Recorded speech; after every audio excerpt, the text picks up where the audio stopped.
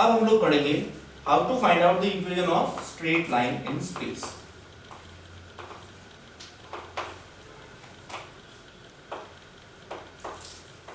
देखिए बहुत छोटी सी चीज से स्टार्ट हम लोग कर रहे हैं कि सबसे बेसिक तरीका जो स्ट्रेट लाइन के इक्वेशन पता करने का है, मैंने आपको जो है 2D में आपने पढ़ा होगा कि कम से कम आपको एक पॉइंट पता हो और लाइन जो x एक्सिस के साथ में और y एक्सिस के साथ में एंगल जो बना रही है, मतलब उसका स्लोप क्या है, अगर ये पता हो तो आप बहुत ही आराम से लाइन का इक्वेशन पता कर सकते हैं। लेकिन 3D में वो चीज थोड़ा सा है वही चीज, लेकिन उसी को हल्का सा हमने चेंज किया है, उसको समझने की कोशिश करेंगे। इक्वेशन ऑफ स्ट्रेट लाइन कई तरीके से आप पता कर सकते हैं। सबसे पहला तरीका है पासिंग थ्रू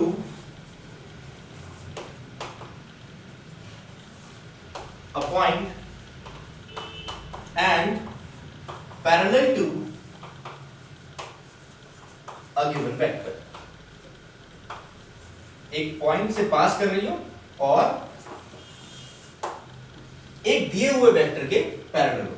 लेकिन वेक्टर के जो पैरेलल दिया हुआ है, एक्चुअल में जो ये पैरेलल वेक्टर दिया हुआ है, ये आपको उस लाइन का डायरेक्शन कोसाइंस बताने के लिए दिया गया है कि वो किस वेक्टर के पैरेलल है, मतलब x के साथ में कितना एंगल बना रहा है, y के साथ में कितना एंगल बना रहा है और z के साथ में कितना एंगल बना रहा होगा। बहुत आराम से समझने की कोशिश करते हैं। मान लीजिए एक XYZ प्लेन दिया हुआ है आपको,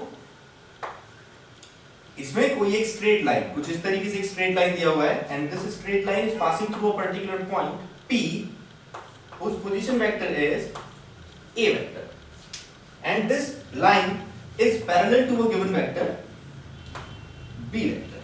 बहुत छोटी सी समस्या है। इस चीज को देखिए, हम लोग शुरू से ही ये चीज पढ़ते हुए आए हैं कि स्ट्रेट लाइन का इक्वेशन जब आपने पढ़ा होगा तो अगर आपने ये लिखा है 2x plus 3y is equal to 5 और ये आपने स्ट्रेट लाइन को डिनोट, तो x और y बहुत सारे ऑर्डर पेयर्स हो सकते हैं, मतलब एक x की पर्टिकुलर वैल्यू के लिए y का एक पर्टिकुलर वैल्यू रहेगा, लेकिन वो हमेशा इस स्ट्रेट लाइन के ऊपर में ही रहने वाला है। तो हम उसको समझे तो एक तरीके से एक आर्बिट्रेरी पॉइंट की तरीके से भी मान करके चल सकते हैं, दैट इज मूविंग पॉइंट, ठीक है, मूवेबल पॉइंट। तो हमने मान करके चला there is a point A whose position vector is r vector। हमेशा इसमें जो मूविंग पॉइंट होगा that will B denoted by r vector. चाहे आप स्ट्रेट लाइन पढ़ रहे हो, चाहे आप प्लेन पढ़ रहे हो, तो वो r वेक्टर से ही डिनोट किया जाएगा। तो अभी इक्वेशन पता करने की कोशिश करते हैं। इक्वेशन एक्चुअल में आपको वही चीज, बहुत सिंपल सी बात बताता है कि x और y के साथ में क्या रिलेशन है। अगर तीन वेरिएबल है तो उनका आपस में क्या रिलेशन होगा। तो बहुत छोटी सी चीज को समझिएगा। देखिए ये वेक्टर, आप इससे एक वेक्टर पता कर सकते हैं दैट इज PA वेक्टर। बहुत आराम से आप समझोगे PA vector and B vector. PA vector और B वेक्टर पैरेलल है, PA vector is parallel to B vector and अगर दो वेक्टर पैरेलल है there will be a relation A vector is equal to lambda B vector. तो यहां से हम लोग कह सकते हैं that PA vector will be equal to lambda B vector. और PA vector final minus initial से आप लोग ये कह सकते हैं R vector minus A vector is equal to lambda B vector, यानी R vector will be equal to A plus lambda B vector। ये स्ट्रेट लाइन का वेक्टर इक्वेशन कहा जाता है, vector equation of a straight line.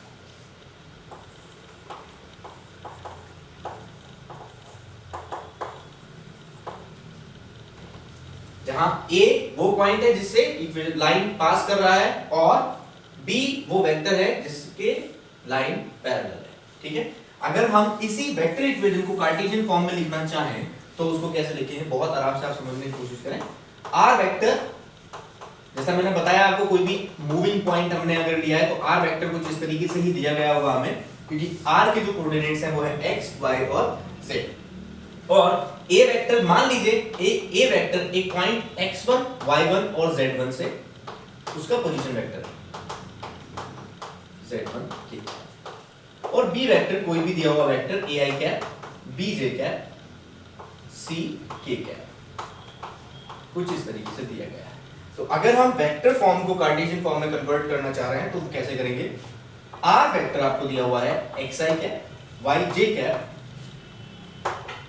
zk cap is equal to x1i cap, y1j cap, z1 k cap plus lambda ai cap bj cap c k cap. यहां से आप ये आराम से देख पा रहे हैं, अगर इस वाले वेक्टर को उठा करके आप उस तरफ लेकर के जाएंगे तो x minus x1 i cap y minus y1 j cap z minus z1 k cap is equal to है lambda ai cap plus bj cap plus c k cap. ठीक है, तो अगर ये दो वेक्टर्स इक्वल हैं तो इनके कंपोनेंट्स भी इक्वल होंगे। देखिए x minus x1 must be equal to a lambda, y minus y1 must be equal to b lambda and z minus z1 must be equal to c lambda. यहां से हम लोग समझ सकते हैं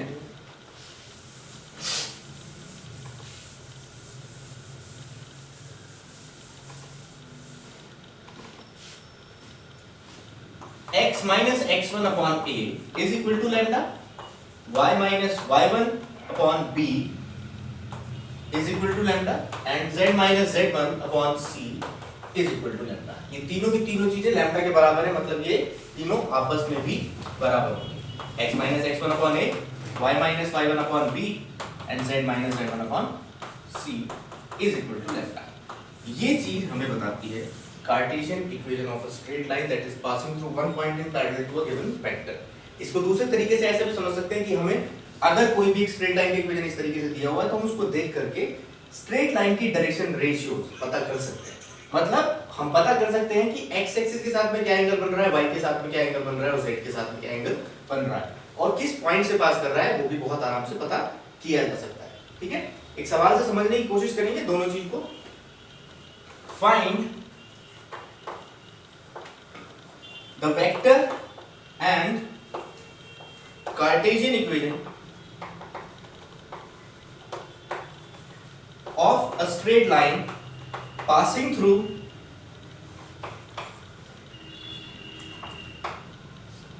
one comma 2 comma 3 and parallel to a vector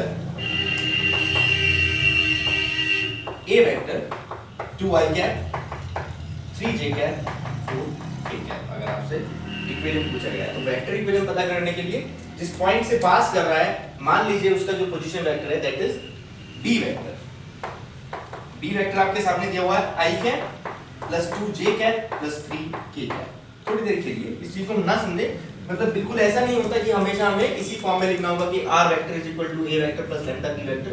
वो समझने के लिए एक स्टैंडर्ड फॉर्म हमने डिराइव कर दिया है और a वेक्टर हमने मान लिया है 2i cap 3j cap plus 4k cap. तो हम जानते हैं कि किसी भी स्ट्रेट लाइन का जो स्टैंडर्ड फॉर्म होगा that will be r vector is equal to a vector plus lambda b vector. a vector जहां वो पॉइंट है जिससे स्ट्रेट लाइन पास कर रही है और b वेक्टर वो है जिसके वो पैरेलल है। तो जिससे पास कर रही है उसको पहले लिखेंगे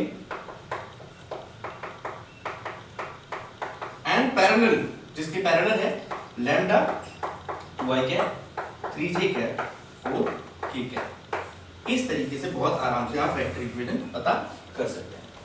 यहीं पर अगर हम कार्टेशियन इक्वेशन पता करना चाह रहे हैं बहुत आसान है। x minus x1 y1 z1 वो पर्टिकुलर पॉइंट है जिससे वो स्ट्रेट लाइन पास कर रही है।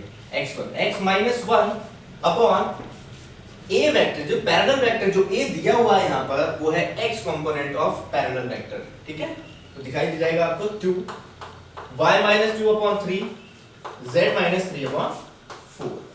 This is the Cartesian equation of the given straight line. बहुत ही आराम से ये चीज पता की जा सकती है। ठीक है, इसके